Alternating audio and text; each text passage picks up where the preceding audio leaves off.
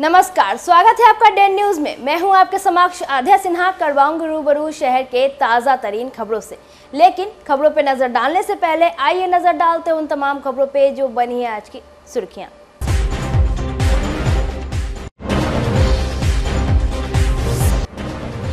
नहीं थम रहा है बाइकर्स गिरोह का आतंक। आधार सुविधा केंद्र के कर्मचारी को बनाया निशाना। हथियार के बल पर लूट लिए लैपटॉप, मोबाइल और कैश।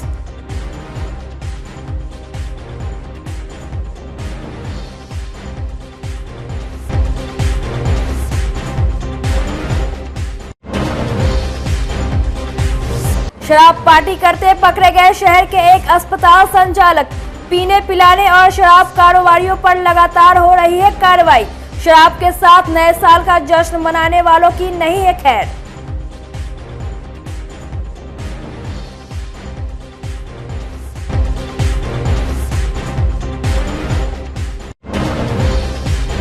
और गरीबनाथ मंदिर के दान पेटियों की राशि का नहीं है कोई लेखा जोखा।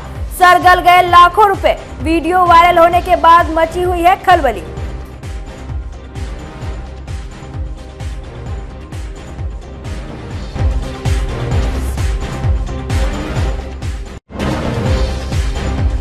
तो ये थी आज की सुर्खियां। आप खबरें विस्तार से। शुक्रवार की रात मुजफ्फरपुर के साहेबगंज ब्लॉक परिसर से रामपुर भिकनपुरा जा रहे आधार सुधार केंद्र के कर्मचारी भाइयों को अपाचे बाइक सवार अपराधियों ने सीएन कॉलेज और विशंभरपुर मंदिर के बीच ओवरटेक कर रोक लिया। बाइक की चाबी निकालने के बाद एक ने कर्मचारी मुन्ना कुमार के सिर में पिस्टल सटा दी और दूसरे अपराधी ने पीछे बैठे छोटे भाई विक्की की पिटाई कर लैपटॉप, मोबाइल और 15,000 रुपए लूट लिए। सूचना मिलने पर साहेबगंज की 112 नंबर की पुलिस और थाना अध्यक्ष ने घटनास्थल पर जाकर मामले की जांच पड़ताल की। आधार सुधार केंद्र प्रखंड उप प्रमुख पति सरोज ठाकुर के भाई का है। साहेबगंज थाना अध्यक्ष ने बताया कि प्रारंभिक जांच में सिर्फ लैपटॉप और मोबाइल छीनने की बात सामने आई है। शाम का टाइम है 7:20 के आसपास। मतलब 7 बजे से हम लोग दुकान बंद करके यहाँ से आधार सेंटर बंद करके अपने घर रामपुर भिकनपुरा के लिए जा रहे थे, जो कि यहाँ पे 7:10 के आसपास पे रामपुर चौक पे सब्जी वगैरह लिया, जो राशन का अपना घर का सामान होता है वो लिया। उसके बाद फिर वहाँ से हम 7:20 के आसपास में ये कावना में जो जगह पड़ता है, शमशान भूमि पड़ता है, वहाँ पर एक बाइक सवार 3 आदमी आए, अज्ञात थे। चेहरे पर कपड़ा बांधा हुआ था, जो कि बीच वाले एक आदमी ने एक आदमी गाड़ी पे था, एक आदमी बीच वाला उन पिस्टल निकाल के लगा दिया और एक आदमी ने बैग वगैरह छीन छान किया। हेलमेट था, हेलमेट से थोड़ा मारा भी और उसके बाद छीन कर एक आदमी उसको आवाज़ लगाया कि बैग ले लिया, बैग ले लिया। वो बोल दिया बैग ले लिया। उसमें बैग लेकर उसके बाद में भाई का मोबाइल था वो भी छीन कर फिर वो पूरब की दिशा में सोमगढ़ से बिसामरापुर की साइड में आगे की तरफ निकल गया। उसके पता नहीं चल पाया कि आदमी किधर गया, कैसे क्या गया। और वहीं पे उसके बाद हमने 112 पे फ़ोन किया। उसी टाइम पे फिर 10-15 मिनट के बाद वहाँ से जिप से लोग आए हुए 112 वाले आए, वहाँ से बयान वान लिया। उसके बाद लिखित में पेपर मांगा लैपटॉप वगैरह का, तो उस समय नहीं था हमारे पास। तो उन्होंने कहा कि ठीक है सुबह में कल लेके आइएगा थाना में।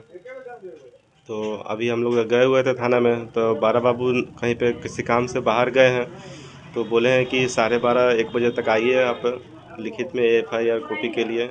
हमें बुलाया गया है, तो हम थोड़ी देर में वहाँ पे जाने वाले हैं। बाकी बाइक से जा रहे थे हम लोग, ग्लैमर गाड़ी था अपना। 2 आदमी थे, हम थे और मेरा छोटा भाई था जिसका नाम विकी हुआ। मेरा नाम मुन्ना कुमार हुआ। घर हमारा रामपुर भिकनपुरा पड़ेगा, बसतपुर पंचायत। घटना कहाँ पर हुआ? घटना ये गोपालपुर रोड जो पड़ता है उसके पहले एक शमशान घाट का उसके सामने में हुआ था। क्या लूट हुई है? लूट में मेरे भाई का मोबाइल ले गया, बैग ले गया, बैग में लैपटॉप था, कैश से 15,000 रुपये, डॉक्यूमेंट वैलिड डॉक्यूमेंट था।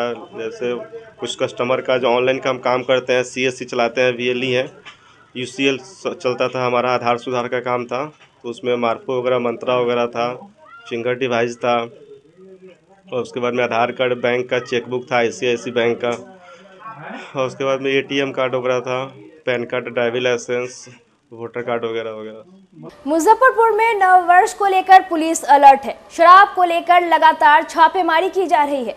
शुक्रवार की रात पुलिस को सूचना मिली कि संजय सिनेमा रोड के एक खंडहरनुमा घर में शराब पार्टी चल रही है। ब्रह्मपुरा थाने की पुलिस ने तुरंत छापेमारी कर शराब पार्टी कर रहे अस्पताल संचालक समेत 2 लोगों को गिरफ्तार कर लिया। रेड पड़ते मौके से कई लोग फरार हो गए। वहीं आयुष्मान अस्पताल के संचालक ब्रह्मपुरा के संतोष कुमार और राहुल नगर के अभिषेक कुमार को दबोच लिया गया। पुलिस ने इन लोगों के पास से 9 बोतल अंग्रेजी शराब भी बरामद किया है। ब्रेथ एनालाइजर से जांच करने पर दोनों की शराब पीने की पुष्टि भी हुई। पूछताछ के बाद दोनों को न्यायिक हिरासत में भेज दिया गया। थानेदार मोहम्मद आलम ने बताया कि नए साल के मौके पर शराब को लेकर विशेष अभियान चलाया जा रहा है। शराब पीने एवं बेचने वाले को किसी भी हाल में बख्शा नहीं जाएगा। रात गुप्त सूचना मिली कि संजय सिनेमा हॉल के बगल में कुछ लोग शराब पार्टी कर रहे हैं, तो हम लोग विशेष तुरंत कार्रवाई करते हुए वहां पहुंचे तो 2 व्यक्ति रूम में अंदर बंद हो गए। फिर हम लोग रूम खोले तो वहां से इंपीरियल विस्की 7 बोतल प्राप्त हुआ और एक संतोष कुमार और एक और व्यक्ति अभिषेक कुमार, ये दोनों आदमी पकड़े गए और 7 बोतल अंग्रेजी शराब पकड़ी गई। चूँकि अभी आने वाला है 1 जनवरी, तो उसको लेकर के हम लोग लगातार विशेष छापामारी कर रहे हैं कि आगे जो है शराब नशेड़ियों के लिए सर क्या मैसेज होगा कि 1 जनवरी ये लोग हुड़दंग भी करते हैं? 1 जनवरी ये लोग अपना मनाएं, लेकिन दारू वगैरह पी करके मनाने पर तो हम लोग तो रोकेंगे ही और नहीं चलने देंगे। कहीं से भी ये अच्छी बात नहीं है। बैंड है तो उसको बैंड रहेगा। कहीं पुलिस ब्रेथ एनालाइजर भी लेकर चलेगी अभी गश्ती के साथ में? बिल्कुल, हम लोग विशेष छापामारी कर रहे हैं और पूरा अपना एक विशेष टीम बनाए हुए हैं। डेली हम लोग छापामारी कर रहे हैं और डेली शराब के खिलाफ हम लोग अपना छापामारी कर रहे हैं। संतोष जो है क्या हॉस्पिटल संचालक हैं? आयुष्मान हॉस्पिटल के कह रहे थे कि हम संचालक हैं। अब क्या सच्चाई है इसके बारे में तो क्लियर हम नहीं कर सकते। हाँ, ये लोग अभी जेल जाएंगे। हर मंदिर के बाहर एक दान पेटी लगा हुआ मिलता है, जिसमें लोग अपनी इच्छा से कुछ न कुछ राशि डालकर चले जाते हैं। लेकिन इन दान पेटियों के पैसों का क्या होता है, शायद ही किसी को इस बात का ध्यान हो। आज हम बात कर रहे हैं मुजफ्फरपुर के प्रसिद्ध गरीबनाथ मंदिर में रखे दान पेटी की। इसे देखने के बाद यकीन करना मुश्किल हो जाएगा कि यह वह राशि है जो किसी ने अपनी मेहनत की कमाई में से चढ़ाया था। बहुत लोग हैं जो यहाँ दर्शन पूजन करने को आते हैं और अपने श्रद्धा से दान पेटी में पैसे दान करते हैं, चाहे वह राशि कितनी भी हो। लेकिन मंदिर में दान की गई राशि बर्बाद हो रहे हैं। गरीबनाथ मंदिर के दान पेटी में डाले गए पैसों की कुछ वीडियो सामने आए हैं, जिसमें कुछ लोग इन रुपए को छांटते हुए नजर आ रहे हैं। इन वीडियो में देखा जा सकता है कि दान पेटी के नोट सड़ गए हैं। इनमें 500 और 2000 के भी कई नोट हैं। इसे अब इस्तेमाल भी नहीं किया जा सकता। चौंकाने वाली बात है कि मंदिर में कितने पैसे दान में मिले, इसे लेकर भी कोई व्यवस्थित इंतजाम नहीं है। बाबा गरीबनाथ न्यास समिति के अध्यक्ष मिहिर कुमार सिंह ने बताया कि मंदिर के दान पेटी में कितने पैसे आए, इसका न्यास समिति के पास कोई लेखा जोखा नहीं है। थोड़ा बड़ा कभी कभी बारिश में देर होने से होता है, तो दैट हम लोग एक्सचेंज करा लेंगे, ऐसा बहुत नहीं है। नोट तो जब खराब होते हैं तो रिजर्व बैंक एक्सचेंज होता है, करता है, नियमानुसार होता है। हनुमान मंदिर जैसे सीता रसोई वगैरह चलाती है, तो भविष्य में उस तरह की योजनाएं हैं क्या? अभी हम लोग बाकी सारे प्रश्नों में जब न्यास समिति निर्णय लेती है तभी कुछ करते हैं। मैं बिना न्यास समिति के निर्णय के कुछ बोलने के लिए अधिकृत नहीं हूँ। यह हम बैठक में ही होती है। ऐसे यहाँ पर ऑलरेडी 150 लोगों का पहले से एक रसोई चल रही है, वो अच्छा से शुरू से चल। शनिवार को गरीब स्थान मंदिर के सभागार में न्यास समिति की बैठक की गई। समिति के अध्यक्ष मिहिर कुमार सिंह ने बताया कि बैठक में कई महत्वपूर्ण निर्णय लिए गए, जिसमें मंगल भवन में संस्कृत की शिक्षा और धार्मिक अनुष्ठान कैसे हो, इसकी जानकारी दी गई। साथ ही मंदिर के फर्श को भी बदलने और मंदिर के रंग रोगन का भी निर्णय लिया गया। देखिए, बाबा गरीबनाथ मंदिर की मीटिंग समय समय पे होते रहती है, रेगुलर मीटिंग थी। इसमें छोटे छोटे एजेंडे थे, जैसे मंदिर में फर्श का निर्माण नीचे में कुछ टूट गया है, उसका मंदिर की पेंटिंग होनी है, इसके संबंध में एक प्रस्ताव आया कि पहले भी इसमें कोशिश की गई थी कि संस्कृत की शिक्षा जो मंगल भवन है उसमें दी जाए, जिससे कि जो पुजारी लोग हैं या जो लोग पूजा पाठ सीखना चाहते हैं किसी भी समुदाय से हों, उसमें कोई ब्राह्मण होना जरूरी नहीं है, लेकिन नियमानुसार हिंदू धर्म के रीति रिवाज के साथ में पूजा पाठ कर सकें, तो उसके लिए एक प्रस्ताव आया था। और कौन एक प्रस्ताव था? एक चौथा वो तो हो गया, नहीं चौथा वाला नहीं। तो इन चीजों पे सारे हैं, तो इसमें छोटी छोटी चीजें हैं अनुपालन। मुजफ्फरपुर जिले में कोरोना के मामले सामने आने के साथ ही रोकथाम के प्रयास भी तेज हो गए हैं। अब अगले 5 दिनों तक जिले के शहरी और ग्रामीण क्षेत्रों में रोज 500 लोगों की जांच किए जाने की योजना है। शुक्रवार को आई जांच रिपोर्ट में एक व्यक्ति कोरोना पॉजिटिव मिला है। वह मुरौल प्रखंड के बाजितपुर गांव का रहने वाला बताया गया है। उसका कोई ट्रैवल हिस्ट्री नहीं है। नोडल अधिकारी डॉक्टर CK दास ने कोरोना के पॉजिटिव केस की पुष्टि की है। उन्होंने बताया कि RT-PCR रिपोर्ट में वह पॉजिटिव पाया गया है। उसे होम आइसोलेशन में रखा गया है। उसकी 3 टाइम मॉनिटरिंग की जाएगी। अगर उसे परेशानी बढ़ेगी तो उसे SKMCH में कोरोना वार्ड में भर्ती भी किया जाएगा। मुजफ्फरपुर में मिले पहले कोरोना मरीज ने स्वास्थ्य विभाग के अधिकारी को बताया कि वह घर पर ही रहता था। उसकी कोई ट्रैवल हिस्ट्री नहीं है। पिछले 5 दिनों से उसकी तबीयत खराब थी। PSC के चिकित्सक ने कोरोना जांच के लिए लिखा। इधर विभाग ने पॉजिटिव मरीज के संपर्क में आए लोगों का भी कोरोना टेस्ट कराने का निर्णय लिया है। मिला है, कहाँ पर मिला है, किस तरह? ये मुरौल प्रखंड में मिला है। साजिदपुर पंचायत में एक मरीज में इसकी पहचान की गई है। कैसे पुष्टि हुई है? इसकी पुष्टि वहाँ जो अभी तो हमारे सभी प्रखंडों में इसकी जांच चल रही है, वहाँ से जो सैंपल आया था उसको हम लोग RT-PCR के तहत मेडिकल कॉलेज में भेजे थे, वहीं पे उसकी जांच में पुष्टि की गई है। क्या कुछ मालूम चला उनके बारे में? कहीं बाहर से आए थे? नहीं, उनका अभी ट्रैवल हिस्ट्री कुछ नहीं है, लेकिन वो स्वस्थ हैं। उनसे यहाँ से लोग बात भी किए हैं तो उनमें कोई लक्षण नहीं पाए गए। सर अभी क्या क्या चल रहा है कोरोना के लेकर? एक तो सबसे बड़ा तो आप ही लोग का अहम योगदान रहता है, चूँकि हम लोग तो जो भी करते हैं वो प्रिंट मीडिया हो या इलेक्ट्रॉनिक मीडिया, इसकी तरह लोगों को जागरूक किया जा रहा है। बार बार अपील भी की जा रही है जो वो मास्क लगाएं, लोगों से दूर रहें, भीड़ भाड़ से बचें, और जिसमें इस टाइप के लक्षण हैं वो जांच करें। चूँकि जांच की व्यवस्था सारे प्रखंड में है, सदर हॉस्पिटल में है, मेडिकल कॉलेज में है, तो सभी जगह इसकी जांच भी हो रही है। सर जो अभी नया वेरिएंट है उसका क्या कुछ किस तरह का लक्षण में ऐसा कोई अंतर नहीं है। जो पहले से है उसी तरह के लक्षण हैं जो कोरोना के जो लक्षण थे। और जो नया वेरिएंट है इसकी तो फिर जीनोम सीक्वेंसिंग होती है, उसके बाद ही जांच से ये पता चलता है। केवल किसी व्यक्ति को लक्षण देखकर हम नहीं कह सकते हैं जो ये नया वेरिएंट ही है, जब तक कि इसकी फिर फर्दर जांच होकर इसकी पुष्टि नहीं हो जाती। जो लोग वैक्सीन लिए उन लोगों के लिए कितना ये असरदायक होगा? देखिए, जो आदमी वैक्सीन लिए हुए हैं और जिनके शरीर में एंटीबॉडी है, तो अगर इन्फेक्शन भी होगा तो उसकी जो गंभीरता है वो बहुत कम रहेगी, क्योंकि वैक्सीन कहीं ना कहीं इनको प्रिवेंट जरूर करेगा।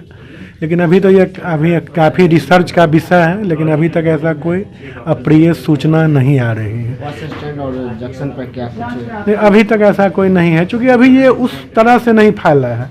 क्योंकि हमको जांच कराना है, लेकिन लोगों में भय नहीं पैदा करना है। जागरूकता के माध्यम से हम यही कहेंगे जो लोग हैं वो भयभीत नहीं हो, केवल सतर्क रहें, अपनी सुरक्षा खुद करें, भयभीत होने की कोई ज़रूरत नहीं है। नव वर्ष 2024 के स्वागत के लिए हर कोई उत्साहित है। सभी अपने अपने तरीके से नए साल का ग्रैंड वेलकम करने की तैयारी में जुट गए हैं। इसे यादगार बनाने के लिए शहर के पार्क भी तैयार है। स्मार्ट सिटी मुजफ्फरपुर के कई पार्क हैं जहां परिवार के साथ जाकर लोग नए साल का स्वागत कर सकते हैं। इनमें से प्रमुख park Jubba Sahni park, city park, Indira park, Bharat Naman Sthal, शिशु उद्यान और अमृत महोत्सव पार्क में नव वर्ष को लेकर विशेष तैयारियां की जा रही है। इसके अलावा पताही हवाई अड्डा और कई कॉलेज के मैदान में परिवार संग जाकर नए साल का स्वागत कर सकते हैं। शहर के इन पार्कों में बच्चों के लिए झूले की भी व्यवस्था है। इसके लिए पार्क में साफ सफाई और खेल जोन का विशेष ध्यान रखा गया है। डीडीसी आशुतोष द्विवेदी ने नए साल की शुभकामनाएं देते हुए कहा कि 31 दिसंबर और नए साल पर हर कोई फैमिली के साथ एंजॉय कर सकता है। पार्क में सारी सुविधाएं उपलब्ध है। नववर्ष को लेकर के मैं सभी जिलावासियों को शुभकामनाएं देना चाहूँगा कि सभी का यह आगामी नववर्ष हर्ष उल्लास और स्वास्थ्य से भरा हुआ हो, और सभी से ये भी अपील करना चाहूँगा कि इस प्रकार से नववर्ष का मनाएं और उसका आनंद इस प्रकार से लें कि किसी और व्यक्ति के किसी भी काम में बाधा न डालें, शांतिपूर्वक ढंग से और प्रेम और सौहार्द से नववर्ष को मनाया जाए। यही मेरी सबसे अपील है। एक बार फिर से सभी को नववर्ष की बहुत बहुत शुभकामनाएं। शनिवार को मुजफ्फरपुर जिला स्थापना दिवस पर नगर भवन में जिला स्तरीय ओपन क्विज प्रतियोगिता का आयोजन किया गया, जिसमें सभी आयु वर्ग के 196 प्रतिभागियों के 98 टीमों ने भाग लिया। पहले राउंड में 12 और दूसरे राउंड में 6 टीम सफल हुई। फाइनल राउंड में प्रथम, द्वितीय और तृतीय स्थान पर आने वाली टीम को डीडीसी आशुतोष द्विवेदी ने पुरस्कार देकर सम्मानित किया। वहीं बाकी 3 टीम को कॉन्सोलेशन प्राइज दिया गया। अपना दिवस जो मनाया जाना है 1 तारीख को, उसको लेकर के पूरे जिले में उत्सव का माहौल है। उसके कार्यक्रम आज से ही शुरू हो गए हैं। उसी के क्रम में आज क्विज़ का आयोजन किया गया था। इसमें कुल मिलाकर के 98 टीमों ने भाग लिया था।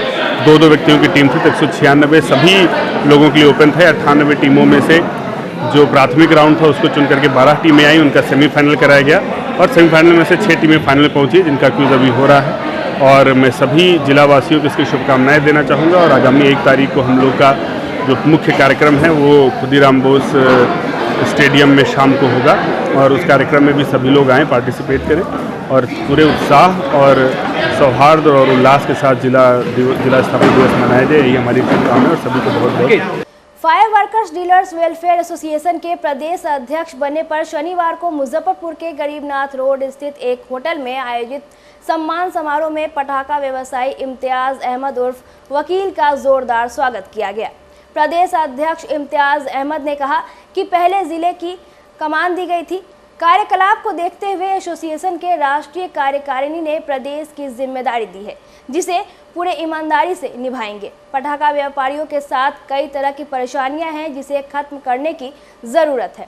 उन्होंने कहा कि सरकार से मांग है कि जिस तरह पूरे देश में ग्रीन पटाखा बेचने की अनुमति है, इसी तरह बिहार के सभी ज़िले में ग्रीन पटाखा बेचने की अनुमति दी जाए।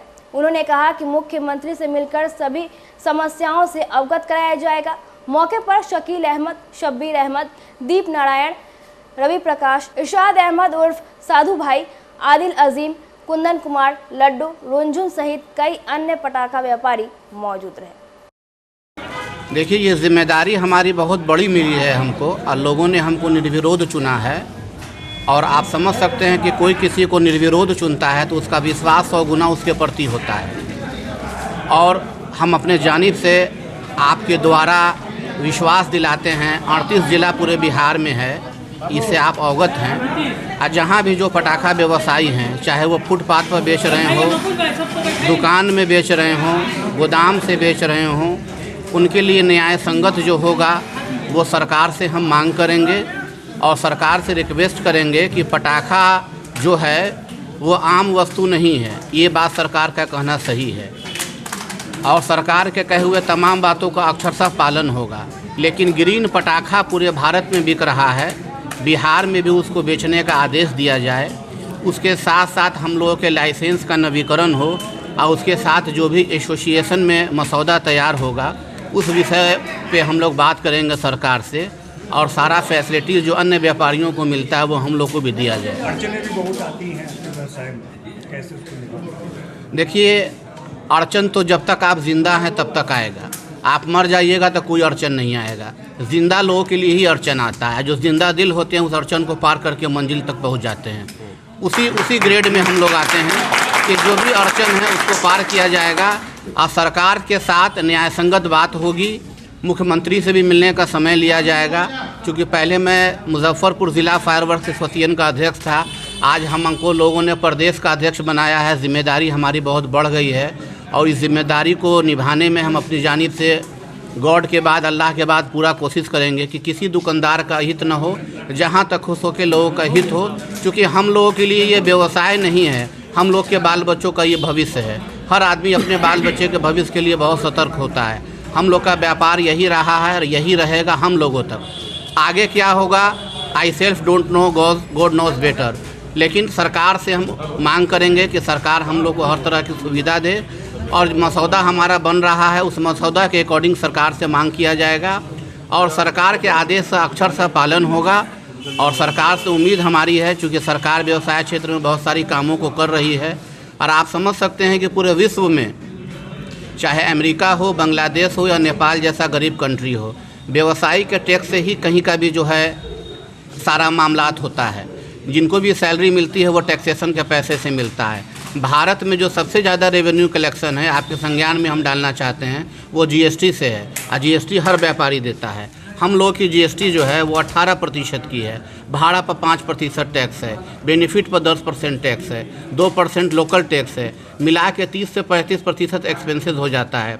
तो किसी भी डेवलपमेंट में वहाँ के कर का बहुत बड़ा योगदान होता है। हम लोग करदाता हैं तो इसकी फैसिलिटी सरकार से मांगेंगे कि हम लोगों को सुरक्षा दिया जाए, हम लोग के कार्य को जो है, हम लोग के कामों को कम्प्लीटली वैध रूप से एक प्रारूप बना के करने की क्षमता दी जाए और जो भी मांग होगा सरकार के समक्ष रखेंगे। क्योंकि बिहार में 13 करोड़ की आबादी है, उसके गार्जियन माननीय मुख्यमंत्री हैं, हम लोग भी उसी के पार्ट हैं। हम लोग को जो रिक्वायरमेंट होगा उस बात को हम रखेंगे। आज के लिए बस इतना ही। कल फिर मिलेंगे कुछ नई खबरों के साथ। तब तक मुझे और मेरे पूरे न्यूज़ टीम को दीजिए इजाज़त। नमस्कार।